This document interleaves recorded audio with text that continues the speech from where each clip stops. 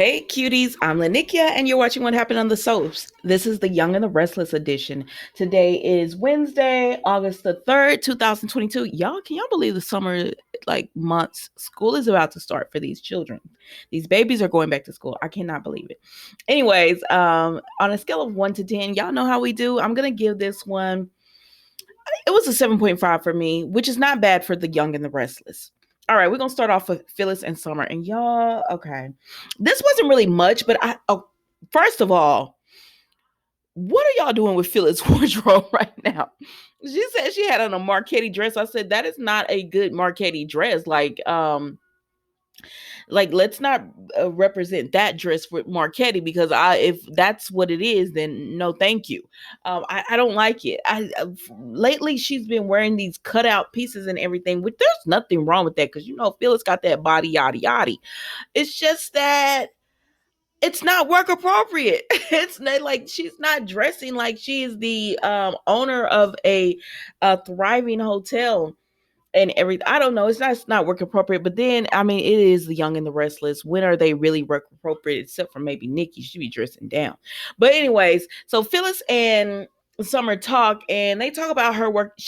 Her working at Marchetti, and she's excited. And they talk about Ashlyn, and she says there's going to be a lot of people coming at you trying to get information about Ashlyn. They're going to be asking you questions, like the media is going to come.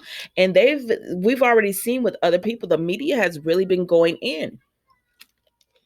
And so she says, and they're going to want to know about Harrison and everything. But Summer says the Abbotts have taken care of that, which the Abbotts would. And then they move on to Diane, and she says, the whole confrontation, and Phyllis says she feels like Diane might not have set it up, but she completely took advantage. To be quite honest with you, I'm sick of talking about Phyllis, Diane, Summer. I'm sick of talking about all of it. Like, this storyline, move it along. Like, move it along. If we're going somewhere with it, go somewhere with it. If Diane is back and she's truly changed, then let this go. Find Phyllis someone else, so she won't be so obsessive about Jack, because honestly, it's been going on all summer and the storyline has not moved. Anyways, so she still wants to work for Marchetti. Summer says right now she doesn't feel it's a good time to talk to Kyle about it, but she definitely will bring it up to him because she wants to work with her mom as well. And that's when Phyllis lets her know, hey, Lily offered me to buy the Grand Phoenix. And she was like, wow. And she said she made me a great offer. So Phyllis is like, she's starting to think about selling it and everything. So then we see Ashley is texting Phyllis, telling her, hey, do you want to it's Operation Take Diane Down going on tonight? And honestly, this operation is stupid.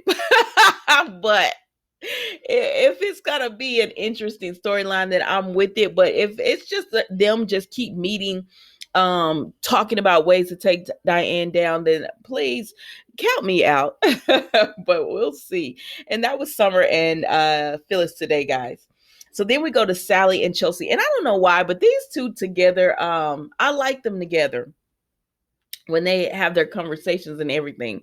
So Chelsea comes in spilling all the tea that Kevin has told her about, what went down with the Newmans. And she says, because Sally was like, oh yeah, Ashlyn died. And she said, he and Nick had a fight first. And Sally is like, wait, this is more information. Now, I did like that they have Chelsea jumping. Am I calling her Chelsea? I mean, Chloe jumping right in and working and fixing on things. Like, yes, she was like, oh, we have 3 backups in case one goes down over the Western Hemisphere.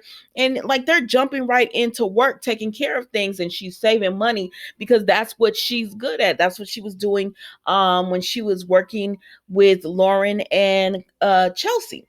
So Chloe is really good at that. And I like that they have them, like, they show them actually working. That makes sense. So then we see that once she starts telling Sally everything that went down, Sally is like me. This story is not making sense. Why has the media not said that? Why? I want to know more information and everything. And so Sally was like, well, I'm gonna ask Nick, because we are Newman Media, and that is a great story that we should be covering. So she sends a text message to Nick, who is with Sharon. So Nick is with and Chelsea. Excuse me, Chloe had to leave to continue to work and everything. But she did warn Sally, like, okay, mama, she did warn Sally that, girl, we just got this job. We don't need to be rocking any boats. So then Nick talks to Sharon, and he's still not convinced that his dad had nothing to do with Ashlyn's covering up Ashlyn's death. He said, remember what he did to Adam, and Sharon said, yeah, Adam is still scarred from that when Adam actually didn't killed a man and Victor covered it up. And Nick is like, I'm not a scared little boy, I'm a grown man and I don't need him to cover it up. And I honestly, Victor did more wrong on this than good for Nick, but we'll see. Sorry, guys. Um, so he gets a message from Sally, and she says, oh, because he does tell Sharon that Chance, he can tell by the way Chance is talking to him that there's more, that he's not completely believing the story, and it worries him. And so he gets a message from Sally, and Sharon's like, who is it? He said, somebody wanting to know more information as well. So then he goes over to Sally, and she starts grilling him and questioning him, and he tells her he really doesn't want her, he tells her what happened, but he doesn't tell her the full story. He's still leaving parts out. And I feel like if he would just tell her the full story, that she would have a better decision on if she wants to tell or not. But he doesn't. He just tells her that, Ashlyn was being violent towards Victoria, and that he punched him. So she's still thinking that Ashlyn got up and walked out, which is not the correct story. But anyways, he tells her he doesn't want her to print this, and she said, Chance come, sat over there, and they wrote all these stories about Ashlyn, and they pocketed, they did really well with it. We, Newman Media, this is our time to get ahead of this, and if we don't tell it, somebody will, so let's go. And he tells her, I've given you all the information, what are you gonna do? And I said, tell the story, Sally, tell the story. And that's it with them, y'all. All right, so then we see Nate. Okay, so we see Devon and Amanda first, and they're sitting there, and they've decided to meet out to have like out in public, so that Nate and Devon can work out their issues, and that they won't cause a scene in public. Now, I said, okay, I feel like this is an office thing, but okay. And let's get into it. So Nate gets there, and he's saying on the phone, I told you, no comment. Like, you could tell he's agitated. And they were like, what's going on? And he says, all these people are asking me about Ashlyn. And he's sorry about that, guys. He said, all these people are asking me all this information about Ashlyn and what happened, and everything. He said they want to talk to his best man. I was Ashlyn's best man. And he said, but they're like, but they don't know that you were no longer friends. And Nate still is sore about being played by Ashlyn, being lied to about his cancer. And he said, well, Nate, that wasn't your fault. And Nate says, yeah, but no one would ever want me to do a diagnosis on them again if they know. No one would ever trust him again. And they say, well, we understand, we understand that. And they said, but it's not your fault, Ash. You were not Ashlyn's doctor. And anyway, they talk about it, and Nate's just like, he just feels like a fool for being played by Ashlyn and everything. So then they get down to, what's being done about the guy that Nate double booked. And Nate said it's being handled by the marketing team. And Devon says, I know it's being handled, but, he wants to know exactly how it is being handled. He wants details. And Nate took that as offensive. He was like, you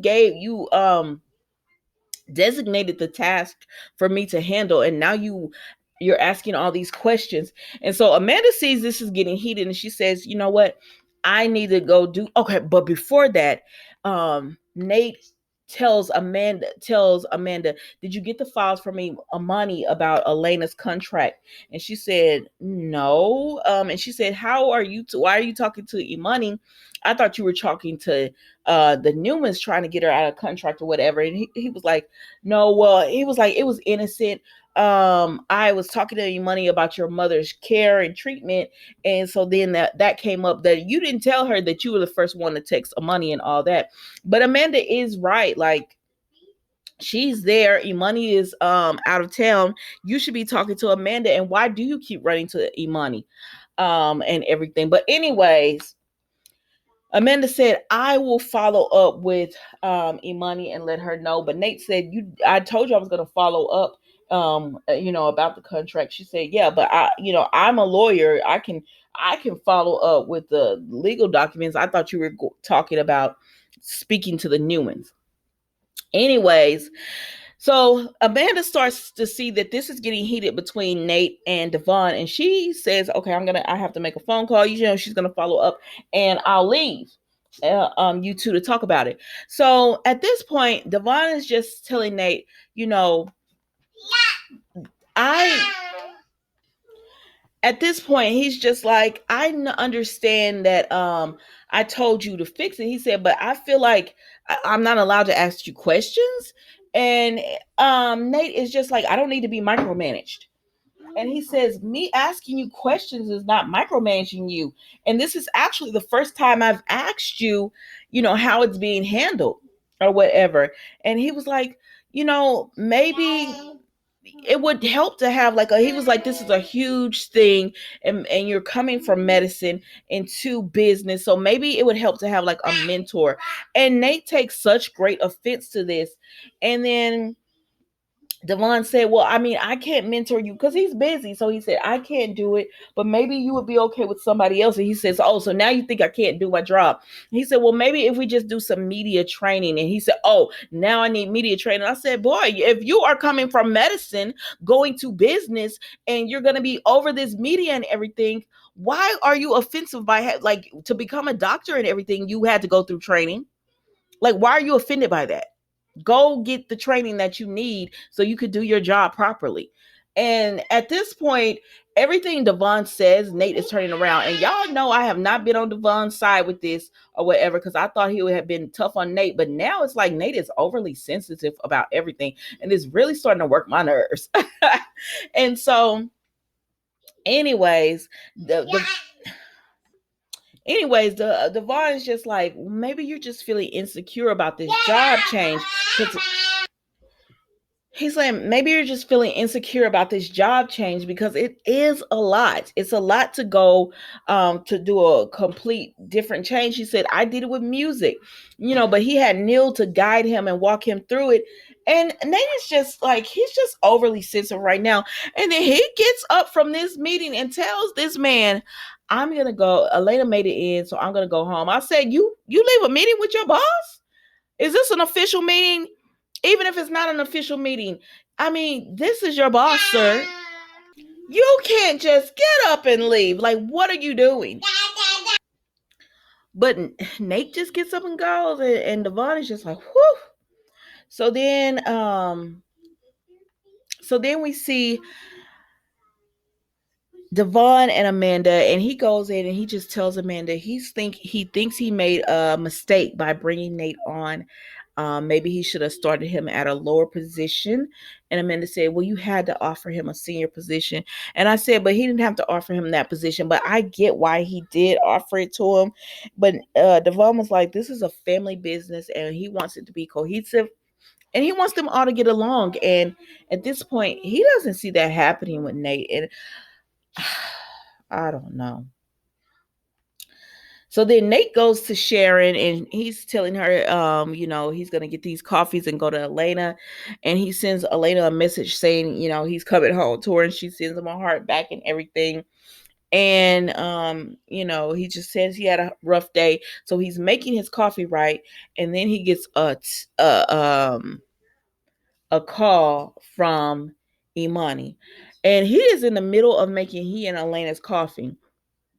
And he asked Money what's going on, and she should be working and I mean sleeping and everything. Thanks for sending the files. And she said, "Oh, my mom's excuse me, rest taking care of her mom." And she says, "Oh, she's sleeping." He said, "Ah, okay." And then she said she just called him for some company and everything. And this man completely stops making Elena's coffee and sits down to keep company with Money. I said, if you don't take your black if you don't take yourself home, sir, what are you doing?